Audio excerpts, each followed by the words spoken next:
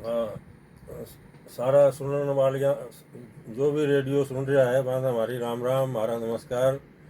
और कहे हुए कि मैं राजस्थानी में बात करूं, तो भाई राजस्थानी में तो बात करूंगा, तो लेकिन राजस्थानी ने समझण वाला और राजस्थानी ने जान होवे जदी बोलने को भी मज़ो आवे। कि बोलने को मज़ो आप अपनी भाषा बोलने को मज़ो जदी आवे जद सुनन आड़ो भी आपकी भाषा जानतो होवे। फिर भी मैं बोल रहा हूँ। क्या बात है, क्या बात है और हमें। उत्तराखंड के सभी सारा सारा ई रेडियो ने सुनने वाला ने मैं कृष्ण कल्पित नमस्कार करूँ। नमस्कार। नमस्कार दोस्तों, देश विदेश की सैर कार्यक्रम में आपका स्वागत है। आप सुन रहे हैं उत्तराखंड मुक्त विश्वविद्यालय का कम्युनिटी रेडियो हेलो हल्द्वानी। आज बहुत ही दो खास शख्सियत, बहुत ही मकबूल शख्सियत साहित्य के क्षेत्र की, संगीत के क्षेत्र की इस वक्त हमारे साथ मौजूद हैं। वरिष्ठ कवि, गद्यकार, लेखक कृष्ण कल्पित जी हमारे साथ मौजूद हैं और अजंता देव हमारे साथ मौजूद हैं। आप भी लेखिका हैं, कवित्री हैं, संगीतज्ञ हैं। तो अजंता जी, बहुत बहुत स्वागत है आपका इस कार्यक्रम में। शुक्रिया। जी सर, आपका भी बहुत स्वागत है। जी जी नमस्कार। आपने राजस्थानी भाषा में जो शुरुआती पैगाम दिया वो हमें बहुत अच्छा लगा। और हम चाहते हैं, इस कार्यक्रम का मकसद ही है कि हम अलग अलग स्टेट की अपने उत्तराखंड वालों को सैर कराएं, क्योंकि वहाँ से जो भी लोग आए हैं वो उस खासियत को बता सकते हैं।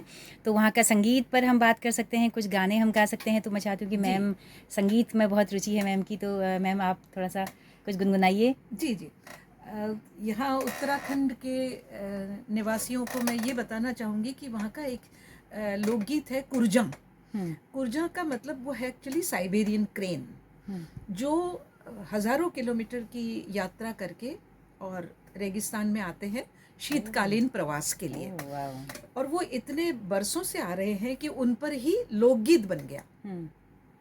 तो उस लोकगीत के में छोटा सा कुछ टुकड़ा मैं सुनाना चाहूँगी। जरूर। रुक रुक महला सु उतरी, गई गई सासू जी रे पास, सासू जी थारा जायोड़ा पधार्या, कुर जाए मारा भवर मिला दीजे, हो रुक रुक महला सु उतरी, गई गई नर्दल बाई रे पास, बाई सा थारा बीरो सा पधार्या, हो ए भावज हुई काई बावली, म्हारा बीरो सा बसे परदेस, कुर जाए मारा भवर मिला दीजे, सुपना में मारा भवर मिला दीजे। वाह, ये क्या बात है, बहुत ही ये मेलोडियस भी सी। पहाड़ी राग है। अच्छा। बिल्कुल इसी राग से, इसी लय में आप देखेंगे कि आपके पहाड़ में भी बिल्कुल बिल्कुल। लोकगीत मिलेगा। बिल्कुल, और वो सीधे कनेक्ट भी हो रहा है, हम लोग उसको हाँ कनेक्ट कर पा रहे हैं सीधे। जी जी जी। तो बहुत ही प्यारा सा गीत आपने सुनाया। दोस्तों, राजस्थान को हम लोग एक तो आतिथ्य के लिए बहुत जानते हैं कि वहाँ पर आतिथ्य बहुत होता है। और दूसरा, क्योंकि वहाँ पर बाल विवाह बहुत होते हैं, तो वहाँ पर शुरुआत में होते थे। तो उसकी स्थिति अभी क्या है हालिया, उसको हम जानेंगे। क्योंकि भंवरी देवी, अगर हमने फिल्म आप लोगों ने देखी होगी तो देखा होगा कि कैसे स्ट्रगल उसने किया बालिकाओं को, लड़कियों को पढ़ाने के लिए। तो सर, थोड़ा सा आप बताइए, आप फतेहपुर शेखावट इलाके से आते हैं। कैसे बताना चाहेंगे अपने राजस्थान की, अगर छवि आपको देश के नक्शे पर बतानी हो? राजस्थान तो अपने आप में एक अनोखी जगह है, देखने लायक, सुनने लायक, रहने लायक। और किसी भी लिहाज से आप देखिए, एक राज्य होता है, जैसे कि राजस्थान पहले दूसरी तरह से इलाके थे, अब दूसरी तरह से बांट दिया गया, लेकिन राज्य बनता है अपनी संस्कृति से, अपनी भाषा से। अपने अभी भी राजस्थानी भाषा को मान्यता नहीं दी गई है अनुसूची 22 में। उसमें, जिसके लिए संघर्ष कर रहे हैं। तो ये एक तो जैसे भोजपुरी वाले मांग कर रहे हैं, और उससे पहले मैथिली भाषा को मान्यता दी गई। तो सवाल ये है कि सांस्कृतिक केंद्र होता है वो पूरा का पूरा, तभी राजस्थान तो शूरवीरों की धरती है, शूरवीरों की और शायरों की, सूफी संतों की, हाँ, संतों की भूमि है, और रेगिस्तान है। और राजस्थान की ये छवि बना दी गई है कि जैसे वहाँ रेगिस्तान ही रेगिस्तान है। एक ऐसा राजस्थान है जहाँ झीलें भी हैं, नदियाँ कम हैं वहाँ जा कर के, पहाड़ भी हैं, अरावली की पर्वतमालाएं हैं, आबू जैसा श्रेष्ठ जो वो है पहाड़ है हमारा। तो ये एक सेंचुरी, हाँ, सेंचुरी भी और भरतपुर, विभिन्न हैं, भरतपुर नेशनल पार्क, हाँ, भरतपुर नेशनल पार्क है, बहुत सारी चीज़ें हैं जो कि बड़ा वो है। असल में क्या है कि ये एक वैज्ञानिक सच्चाई है कि जहाँ जहाँ आज रेगिस्तान है दुनिया में, वहाँ वहाँ पहले कभी 1000 साल पहले, 2000 साल पहले समुद्र रहा होगा, और समुद्र जहाँ जहाँ है वहाँ रेगिस्तान होगा 2000 साल के बाद। तो ये एक चलता रहता है। तो जैसलमेर जाएंगे आप तो आपको फॉसिल्स मिलेंगे। अच्छा, जो समुद्र में मिलते हैं वो वहाँ पे आप पाए जाते हैं। रेत के धोरे आप देखोगे तो ऐसे लगेगा जैसे कि समुद्र की लहरें बनी हुई हैं। तो वो उस समुद्र की स्मृति है। रेत के धोरे जो हैं वो समुद्र की स्मृति है, वो वैसा का वैसा। तो बड़ा विविध प्रदेश है हर दृष्टि से, पहनावे की दृष्टि से, और अब तो और लोकल वहाँ जैसे शेखावाटी है, तो शेखावाटी की पेंटेड हवेलियाँ जो हैं, जो वहाँ फ्रेस्को जो पेंटिंग्स हैं हवेलियों पे, दुनिया में अनोखी जगह है। मतलब आपको कहीं मिलेगा पुर्तगाल में या कहीं मिलेगा, अनोखी जगह है वो। और वहाँ की वास्तुकला, जैसलमेर फोर्ट देखिए, सारे के सारे फोर्ट्स तो राजस्थान के हैं। और वहाँ का संगीत, लोक संगीत पूरा का पूरा, लोक साहित्य, राजस्थानी साहित्य, और सबसे ज़्यादा सैनिक जो अच्छा, देश में है वो हमारे जिले झुंझुनू के हैं। राजस्थान से सबसे ज़्यादा सैनिक आपको मिलेंगे। तो बहुत ही सर, तो कौन सा इलाका है जो रेतीला वाला है, जिसकी वजह से पूरा छवि बन गई थी वहाँ की, पूरा रेगिस्तान है? हाँ, रेगिस्तान राजस्थान को सूखा प्रदेश, मतलब जैसलमेर है, बाड़मेर है, शेखावाटी अर्ध मरुस्थल क्षेत्र होता है जी, जहाँ रेत के टीले मिलेंगे आपको, कहीं ये है। लेकिन हमारे देखते देखते 20-30 साल में ही ये वहाँ का पूरा परिदृश्य बदल गया है। जो रेत के धोरे थे उन पे घास, मतलब हरी हरी घास उगाई है, पेड़ उगाए हैं, बाढ़ आने लगी है वहाँ पे। एक वक्त था, आज से 30 साल पहले, लोग कहते थे कि बच्चे बारिश को देखते थे जैसलमेर के तो डर जाते थे कि ये क्या चीज़ है, क्योंकि उन्होंने बारिश नहीं देखी 5-5 साल पहले। 5 साल के बच्चे की ये क्या हो गया। तो ये मौसम चक्र जो अभी मौसम बिगड़ा चक्र, है, और अब वहाँ पे बाढ़ आती है उस इलाके में। अच्छा, तो ये चक्र चलता रहता है। मैं कोई मौसम विज्ञानी या वो नहीं हूँ, मैंने तो जो अपनी आंखों से देखा है, जो बदलाव हमारी आंखों के सामने, और जो जानता हूँ कि भाई ये एक है जो धीमी प्रक्रिया है, जो धीमे धीमे चलती है। जी जी जी। तो सर, राजस्थान क्या राजे रजवाड़ों का देश, मतलब स्टेट रहा है पहले? इतने हवेलियाँ, इतने किले। राजपूताना इसका पुराना नाम है, राजपूताना जी, कि राजपूत, राजपूताना। तो राजपूत वहाँ के मशहूर रहे, चाहे जोधपुर के घराना हो, चाहे बीकानेर का घराना हो, चाहे जयपुर के घराना हो, सारे राजपूत लोग और लड़ने वाले जो वीर पुरुष थे, जिनको रजपूत कहते हैं, राजपूत नहीं जो धरती से पैदा होते हैं। हमारे एक कवि मित्र हैं, वो कहते हैं कि हम राजपूत नहीं है, हम रजपूत हैं, इस धरती के पुत्र हैं। तो वो सैनिक, मतलब लड़ना और सैनिक बनना और युद्ध में भाग लेना उनका पेशा है। मतलब तो ऐसी जातियां, तो इसीलिए उसको राजपूताना को फिर जब आज़ादी के बाद उसको राजस्थान कहा गया। हाँ कहा गया। सर, उसको मरुभूमि भी कहा जाता है कि जहाँ मतलब मरने की भूमि, मतलब ऐसी विकट परिस्थितियों में भी लोग रहते थे। हालांकि पहाड़ के लोग भी मैं समझता हूँ कि ये भी कोई आसान नहीं है, मतलब यहाँ का जनजीवन भी, लेकिन वो एक दूसरे तरह का था, लेकिन अब धीरे धीरे बदल रहा है जी सिनेरियो पूरा। सर, पानी का क्या संकट है वहाँ पर?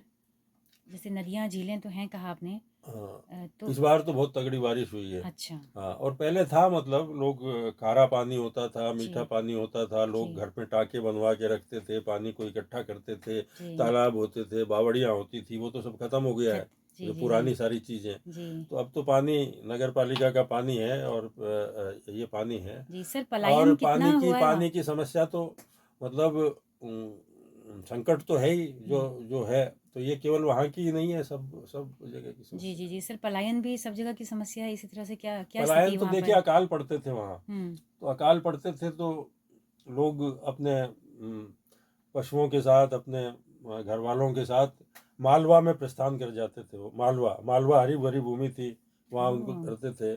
तो पलायन तभी से, मतलब शुरू हो, कुछ लौट कर वापस आते थे, कुछ वहीं बस जाते थे। अच्छा जैसे हमारे भी, मेरे जो परदादा थे, हम्म वो राजस्थान से महाराष्ट्र चले गए, तो वहाँ 2-3 पीढ़ियाँ हमारी, मेरे मेरे पिताजी का जन्म महाराष्ट्र में हुआ, हम्म तो वो वहीं चले गए। मतलब लोग रोजगार की तलाश में जाते हैं, और वहाँ के जो जितने भी शेखावाटी की हवेलियों के जितने भी व्यापारी लोग थे, वो कलकत्ता चले गए, मुंबई चले गए, आसाम चले गए, सारी सारी दुनिया में फैल गए वो जी अपने व्यापार के लिए। तो वो सूनी पड़ी हैं हवेलियाँ पूरी की पूरी, तो पलायन तो है ही। जी जी तो जी वो सारी की सारी हवेलियों में कोई नहीं रहता है, इतनी इतनी इतनी कीमती और जो ओह, चित्रित हवेलियाँ तो हैं। सर उन्हें क्या हाँ, टूरिस्ट स्पॉट के तौर पर क्या हाँ, डेवलप नहीं किया गया नहीं, है? असल में शेखावाटी क्षेत्र उपेक्षित है राजस्थान में, अच्छा हर दृष्टि से। टूरिस्ट टूरिस्ट भी अजमेर, जैसलमेर, जयपुर, इसी पे ध्यान देते हैं, हम्म शेखावाटी पे, लेकिन वो अब आने लगे हैं टूरिस्ट, फ्रांस के और दूसरी जगहों के आने हम्म लगे हैं। सर, कितना राजस्व लेती होगी वहाँ की सरकार टूरिज्म से?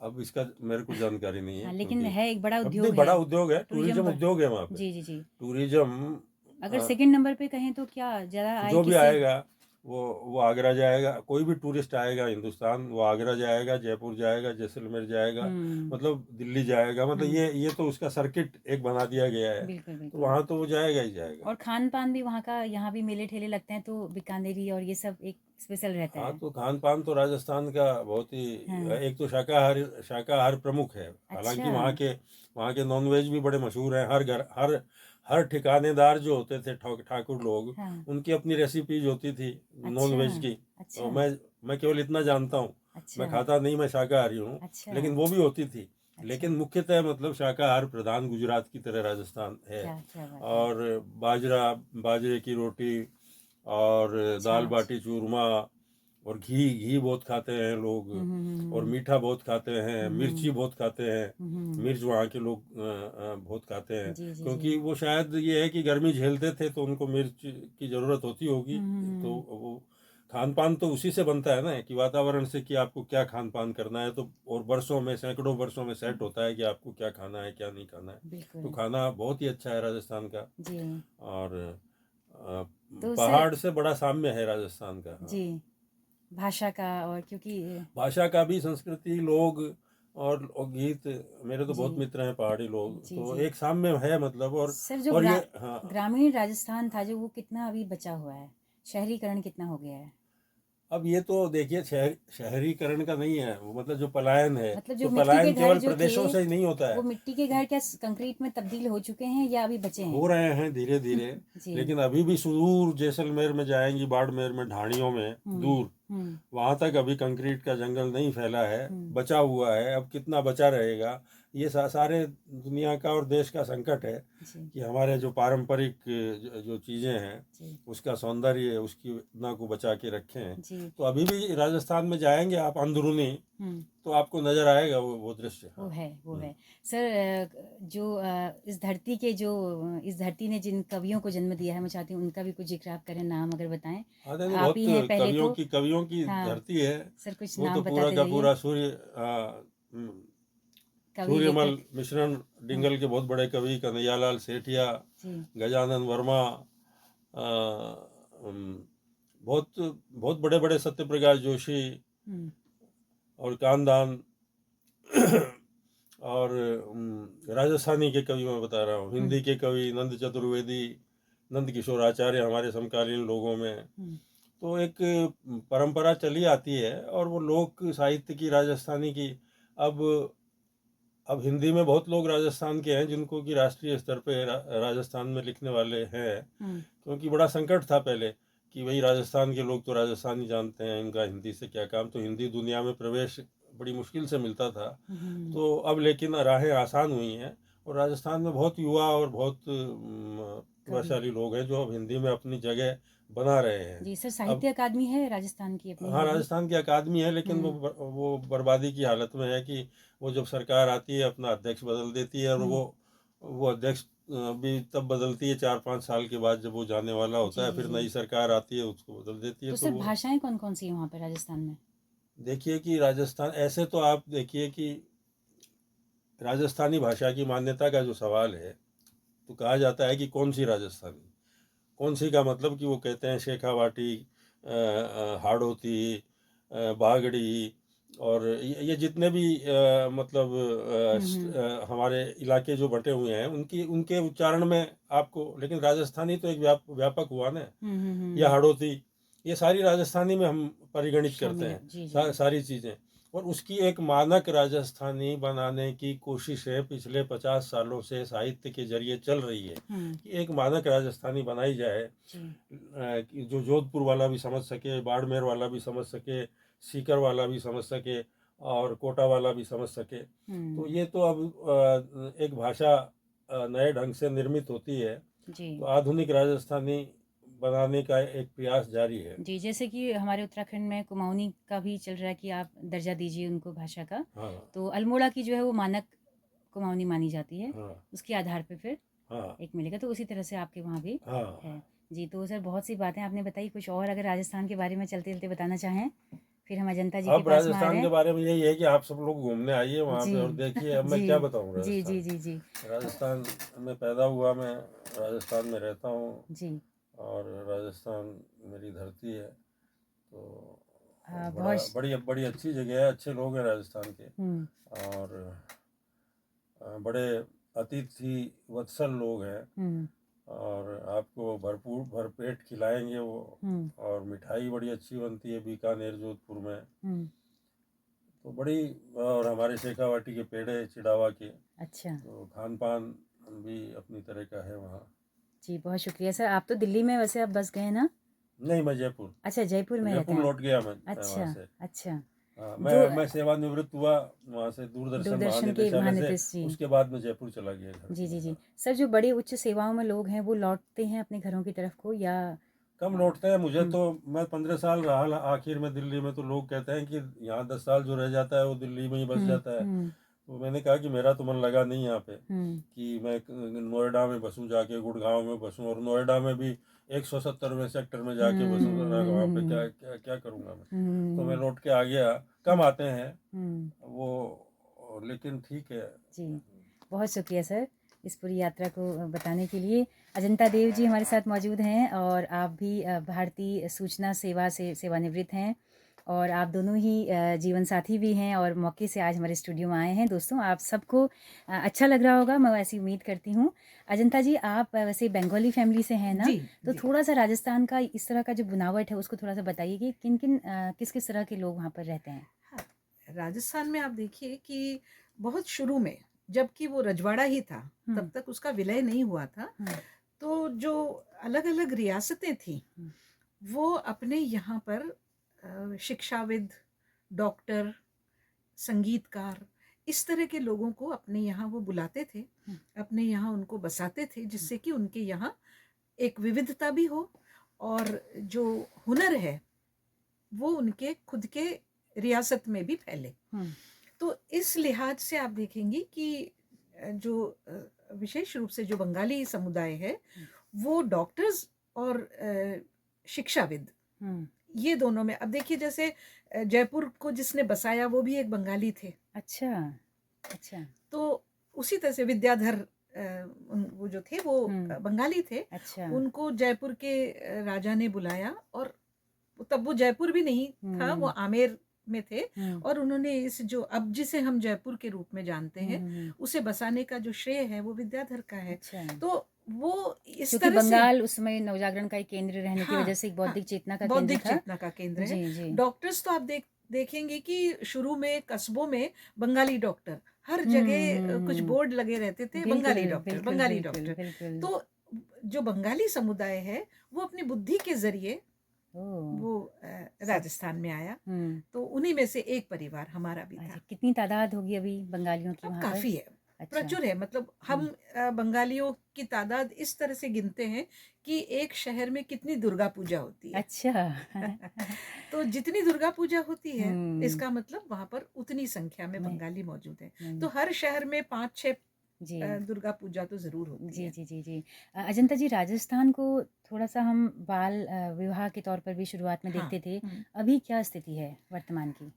अब काफ़ी स्थिति सुधरी है। हुँ, लड़कियां भी जागरूक हुई हैं, हुँ। बल्कि कुछ इस तरह की घटनाएं भी हुई हैं कि परिवार वाले बाल विवाह करना चाह रहे हैं हुँ। और लड़कियां भागकर कलेक्टर के पास आ गई ओह वाओ!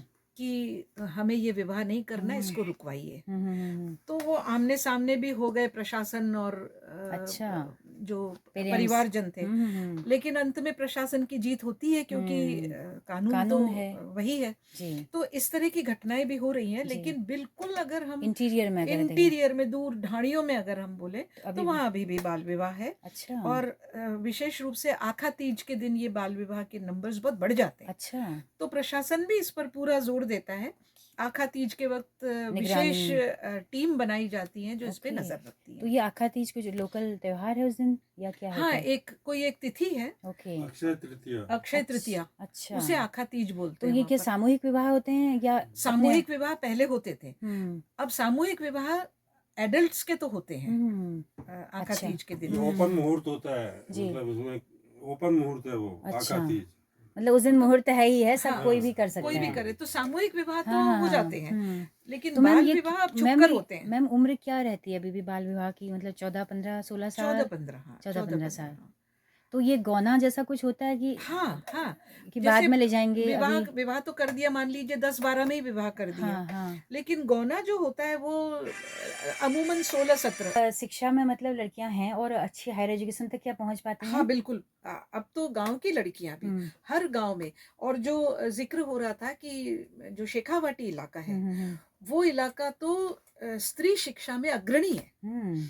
अच्छा। क्योंकि वहाँ के जो सेठ हैं, जो अभी पिछले वक़्त हम लोग बात कर रहे थे कि बंगाल में जो सेठों का जो हुँ, हुँ, हुँ। रहा है, वो तो सब ज़्यादातर शेखावाटी के हुँ, सेठ हैं। हुँ। तो उन लोगों ने वहाँ बंगाल में जब देखा कि स्त्री ओह! शिक्षा इतनी मतलब ज़्यादा हुँ, है, हुँ, तो अपने इलाके में उस हुँ, शिक्षा के लिए हुँ। उन्होंने अपने-अपने इलाके में बहुत बड़े-बड़े इंस्टीट्यूट्स खोले हैं, हुँ। स्त्री शिक्षा के लिए कॉलेज और स्कूल्स वगैरह ओके, बनाए। ओके। तो वहाँ तो माहौल बनाने के लिए शुरुआत स्कूलों से ही होगी, अगर आस-पास होंगे तो लोग भेजेंगे। भेजेंगे। अगर ज़्यादा डिस्टेंस में होंगे तो फिर लड़कियों को नहीं भेजा इसमें मैं जाएगा। मानती हूँ कि इसमें सबसे ज़्यादा जो श्रेय है, हुँ, वो इनका है, जो सेठ हैं, जो ओके। बिज़नेस कम्युनिटी जो है, हुँ, हुँ, हुँ, वो हुँ। एकदम उसने आगे आकर और स्त्री शिक्षा का मामला जी, सँभाला। जी। तो मैम एज नौकरियों में भी महिलाएँ हैं जो बड़ी तादाद में शिक्षण में हाँ, हाँ, अब हैं, या और पेशों अब में? हैं, अब हुँ, हैं। अच्छा। लेकिन मैं समझती हूँ कि अभी और ज़्यादा ज़रूरत है। हुँ, हुँ, हुँ, हुँ। अब काफ़ी संख्या में है, हुँ, लेकिन फिर भी वो आदर्श वाली संख्या अभी तक अभी तक नहीं है। नहीं आई है। तो जो पुरानी प्रथाएँ, अंधविश्वास है वो सब भी क्या बहुत ज़्यादा मौजूद है या लोग थोड़ा-सा एडवांस सोच के, थोड़ा आधुनिक सोच के बन रहे नहीं, हैं? मैं इसमें तो थोड़ा-सा मैं अच्छा, समझती हूँ कि पुरानी प्रथाएँ अभी भी बहुत ज़्यादा हैं, मतलब मन के अंदर तो पुरानी हैं प्रथाएँ ही। अभी भी हुँ, पूरी तरह से मौजूद हैं। हुँ, हुँ, हुँ, जो आधुनिक सोच जिसे हम कहते हैं, हुँ, दिमागी तौर पर जो हुँ, आधुनिकता है, वो अभी आने में वक़्त है। हुँ। तो उसका अब कहीं न कहीं अंधविश्वास या पुरानी प्रथाएँ होती हैं, तो उनका प्रभाव सीधा स्त्री पे पड़ता है, एक हाँ, महिला पे पड़ता पड़ता है। है, बिल्कुल सारा पड़ता है, दारोमदार निभाने का उन्हीं पे हो जाता है। बिल्कुल तो पड़ता है। स्त्रियों की स्थिति क्या है मैम राजस्थान की? राजस्थान में स्त्रियों की स्थिति अगर हम दूसरे जो उन्नत प्रदेश हैं, हुँ, उनकी तुलना में देखें तो काफ़ी नीची है। ओके। काफ़ी नीची है क्योंकि अभी भी वो उन्हीं सब चीज़ों में उलझी हुई है और बहुत ज़्यादा वहाँ पर स्त्रियों में विरोध नज़र नहीं आता। क्योंकि चेतना उस तरह की नहीं है तो हाँ, मतलब वो ये तो समझ गई हैं कि आर्थिक स्वाधीनता ज़रूरी है। जैसे कि हम देखते हैं कि बाकी शहरों में आजकल लड़कियां कहीं पे रिसेप्शनिस्ट हैं, इस तरह की बहुत सारी जॉब्स जो लड़कियों को खासकर एक बाजार ने पैदा की है जिन नौकरियों को, राजस्थान में इस तरह से क्या देखने को मिलता है कि किसी कॉल सेंटर में, किसी रिसेप्शन में या कम है अभी? हाँ, नहीं है, शहरों में है। और अभी भी कस्बों में और गाँवों में जिस नौकरी के प्रति सबसे ज़्यादा रुचि है वो है शिक्षा में, कि अध्यापिका बन जाए, ओके। टीचर बन जाए, टीचिंग में चली जाए। वो चाहे कॉलेज टीचिंग है, या कुछ स्कूल भी है, टीचिंग है। लेकिन कॉल सेंटर्स में और रिसेप्शंस में, इन सब चीज़ों में मुझे लगता है कि जो शहरी लड़कियां हैं उनमें तो बड़ी जागरूकता है। जैसे जयपुर है तो आपको कभी देखकर हाँ। लगेगा ही नहीं कि जयपुर कहीं से भी राजस्थान का है। वहाँ पर सब कुछ आपको बिल्कुल महानगर जैसा लगेगा, लेकिन कस्बों में, उनमें, जिलों में, जिला जिलों मुख्यालयों में, में, जिला उनमें मुख्यालयों में, हाँ, शिक्षण अभी भी, मतलब स्त्री के लिए सबसे सुरक्षित जो नौकरी है वो अभी भी अध्यापन ही माना जाता है। जी जी जी।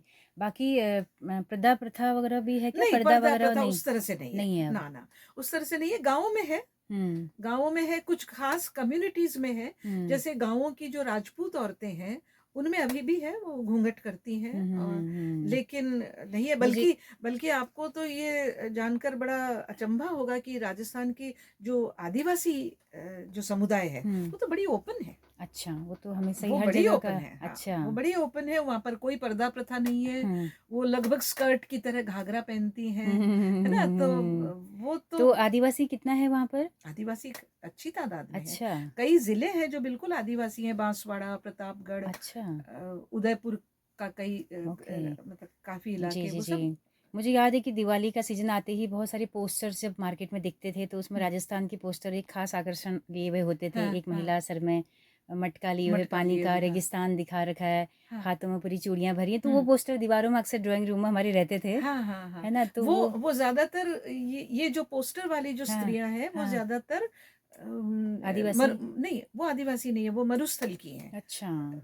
और जो मरुस्थल की बात आप लोग कर रहे थे, तो ये भी मानना पड़ेगा कि जब पुराने बहुत प्राचीन वक्त में जो सिल्क रूट था, जो व्यापार का जो रास्ता था, तो विदेश के जो व्यापारी आते थे, ये जो हुआ ना कि मरुस्थल को, मतलब राजस्थान को रेगिस्तान के नाम पर क्यों जाना गया, उसका तो पर्याय वो हो गया सिल्क रूट से जो व्यापारी ट्रेड करने के लिए आते थे, तो वो ज्यादातर वो रूट वही था, बाड़मेर, जैसलमेर। ओके। और वहां पर वो व्यापार करके और वहां से जब निकल जाते थे तो वो जो छवि लेकर जाते थे कि राजस्थान क्या है, तो उसी का प्रचार किया उसके उन्होंने। उस तरह से वो वहां पर इस तरह के कई लोकगीत भी हैं कि जहाँ पर जो मणिहार है, वो मणिहार मतलब वो जो बिसायती जिसे हम बोलते हैं, छोटे मोटे बिंदी और चूड़ी और ये सब लेकर जो बेचने आते हैं, तो विदेशों से भी आते थे उसी रूट के जरिए। तो उनके प्रेम में पड़ जाती थी गांव की जो स्त्रियां थी, और फिर उनके विरह के गीत होते थे। जी जी जी। तो ये क्या भी, बात है, आपने बहुत ही जी, प्यारे ढंग जी। से बताया राजस्थान के बारे में। मैम, ऑनर किलिंग वगैरह ये सब वहाँ पे होता है ज़्यादा तादाद में? पहले होता था, अच्छा। पहले होता था। और वो ऑनर किलिंग की शुरुआत भी राजघरानों से होती थी, मतलब राजघरानों तक में ये ऑनर किलिंग होती थी। प्रेस्टीज के मामले बड़े वहीं होते हैं ना। हाँ, होते थे, लेकिन अब नहीं है। अच्छा। अब ऐसा कुछ नहीं है। तो अभी थोड़ा सा ओपन है चीज़ें। काफी ओपन हाँ है, हाँ हाँ। काफी ओपन है अब। मतलब इस दृष्टि से कुछ नहीं है उस तरह से। जैसे राजस्थान महिलाओं के लिए कंपैरेटिवली बहुत सेफ भी है। अच्छा। राजस्थान के शहरों में घूमते हुए आपको डर नहीं लगेगा। तो ये तो एक बड़ी खासियत है बिल्कुल राजस्थान बिल्कुल। की। टूरिस्ट, क्योंकि टूरिस्ट जो है वो खूब आते हैं, और जो वहाँ का प्रशासन है उसकी पूरी नजर है इस बात पर कि टूरिस्ट अपने आप को सेफ समझे। बिल्कुल। उसके बिना तो संभव नहीं है। बिल्कुल बिल्कुल। मैम, राजस्थान की पूरी बात हो चुकी है लेकिन ऊँटों का कहीं जिक्र नहीं आया, तो मुझे लगता है कि अगर कुछ ऊँटों पर आप बताना चाहें कि कैसे वहाँ का स्टेट का पशु भी शायद ऊँट ही होगा, है हाँ, ना? ऊँट है, बिल्कुल हाँ। है। ऊँट को लेकर तो मतलब वो जितनी वहाँ पे क्या सवारी वगैरह के काम भी आते हैं, बाकी क्या क्या? अब तो वो लोग ऊँट गाड़ी वगैरह चलता है। और वो भी जैसे बड़े शहर हैं वहां पर तो अब नहीं। बहुत ही कम नजर आते हैं। अच्छा। बाकी गांवों में, ग्रामीण जीवन का एक ग्रामीण हिस्सा जीवन है में पशु। ऊँट का तो बड़ा रोल है। हाँ। ऊंट के बिना तो हम ग्रामीण जीवन की कल्पना ही नहीं कर अच्छा, सकते। तो उनका क्या काम, जैसे डेली का जो सामान सामान आवागमन का, अच्छा, और आवागमन। दूध का, और ऊन का। अच्छा, हाँ, भेड़ का ऊन या कौन सा ऊन? नहीं, ऊंट का ऊन। अच्छा, ऊँट का ऊन भी हाँ, होता है। हाँ, अच्छा, बिल्कुल ऊंट के ऊन से बहुत अच्छा। तो और ऊंट का दूध तो मतलब ऊंटनी का जो दूध हाँ, है वो तो बहुत ही पोषक है। ओह! और अब तो ऊंटनी के दूध का चॉकलेट तक बनने लग गया है। अच्छा, तो तो ग्रामीण समाज में अगर देखें तो कितना लोग पालते हैं ऊँटों को? कितना बहुत पालते कितना हैं। जोड़ी एक घर में जैसे होते हैं? एक घर में 2-3 तो होंगे ही मेरे अच्छा, ख्याल से। हाँ, इतने तो तो उन पर होंगे। लागत कितनी आती है? वो घास-वास खाते होंगे या हाँ, क्या? हाँ, उनको चारा वगैरह खिलाया चारा। जाता है। लागत तो ठीक से मैं नहीं बता पाऊंगी कि मतलब एकदम। वो बैल, गाय भी पालेंगे, भैंस भी पालेंगे, साथ में ऊँट भी पालेंगे? या केवल ऊँट ही पाले जाते हैं वहाँ पर? अगर हम वेस्टर्न राजस्थान जाएं तो वहां पर भैंस वगैरह तो कम ही मिलेंगी। अच्छा, भेड़ और ऊंट जो अच्छा, है ज़्यादा वो मिलेंगे। वहाँ के पशु हैं सबसे ओके, ज्यादा। ओके। वो वहाँ पर जी, जी, पलते जी। हैं जी। तो बहुत सी बातें हो गई हैं, लगभग आधे घंटे की बातचीत हो गई है। हमारे तमाम श्रोता लोगों की क्वेरीज़ को पता नहीं मैं पूरा कर पाई कि नहीं कर पाई। कितने सवाल उनकी तरफ से अगर रह गए होंगे तो फिर अगली बार हम बात करेंगे। जरूर जरूर। तो अजंता जी और कल्पित सर, आपका बहुत-बहुत शुक्रिया। इतना कीमती वक़्त आपने हमें दिया। तो दोस्तों, आप सबका भी बहुत-बहुत शुक्रिया इस कार्यक्रम में अंत तक हमारे साथ बने रहने के लिए। अगर ये कार्यक्रम पसंद आया हो तो अपना फ़ीडबैक ज़रूर दीजिएगा। तो अजंता जी के साथ में, कल्पित जी के साथ में, अपनी रेडियो मित्र सुनीता भास्कर को दीजिए इजाज़त। नमस्कार। नमस्कार।